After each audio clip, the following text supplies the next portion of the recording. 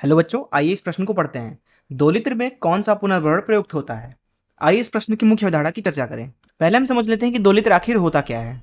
तो दरअसल दोलित्र वैद्युत परिपथ में उपयोग होने वाली एक ऐसी इकाई है जिसमें दरअसल हम डीसी निवेश देते हैं और इसका जो उत्पाद होता है वो दरअसल एसी होता है, कुछ इस तरीके से, जिसकी आवृत्ति हम मान लेते हैं कि एफ है। अब जो ये आवृत्ति एफ है, दरअसल इसको हम अपने हिसाब से बदल सकते हैं दोलित्र के माध्यम से। अर्थात इस चीज को हम ऐसे भी बना सकते हैं कि दोलित्र में हमने डीसी धारा वाला अथवा डीसी निवेश वाला एक स्रोत जोड़ दिया और उसके माध्यम से हमें एक एसी उत्पाद मिल रहा है जिसकी आवृत्ति 2 लीटर के माध्यम से बदली जा सकती है। अब हम समझते हैं कि पुनर्भरण का क्या मतलब होता है। मान लीजिए 2 लीटर से 2 उत्पाद निकले हैं कुछ इस तरीके से और इसके परितः हमें उत्पाद कुछ ऐसा देखने को मिल रहा है।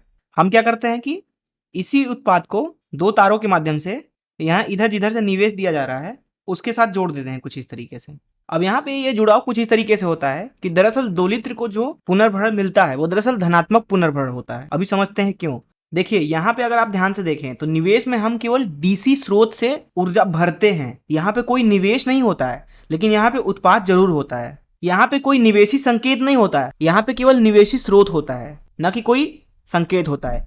इसलिए हम चाहते हैं कि हमें संकेत ऐसा ही मिलता रहे लगातार, तो हमें यहाँ पे धनात्मक पुनर्भरण करना होता है। अगर आप ऋणात्मक पुनर्भरण करते हैं तो यहाँ पे आपको संकेत ऐसा नहीं मिलेगा। तो इसलिए अगर आप चाहते हैं कि इस तरीके का नियत उत्पाद आपको मिलता रहे, एक डीसी निवेश से एक एसी उत्पाद जिसका आवृत्ति एफ हो, ये आपका डीसी निवेश है, ये आपका एसी उत्पाद है, तो जरूरी है कि आप इसको धनात्मक पुनर्भरण करें। तो अगर इस मुख्य अवधारणा का इस्तेमाल करके इस प्रश्न को हल करें तो यहाँ इस प्रश्न में पूछा जा रहा था कि दोलित्र में कौन सा पुनर्भरण प्रयुक्त होता है, तो हम यहाँ लिख सकते हैं धनात्मक पुनर्भरण इस्तेमाल होता है। मैं आशा करता हूँ कि आपको इस प्रश्न का हल जरूर समझ आया होगा। धन्यवाद।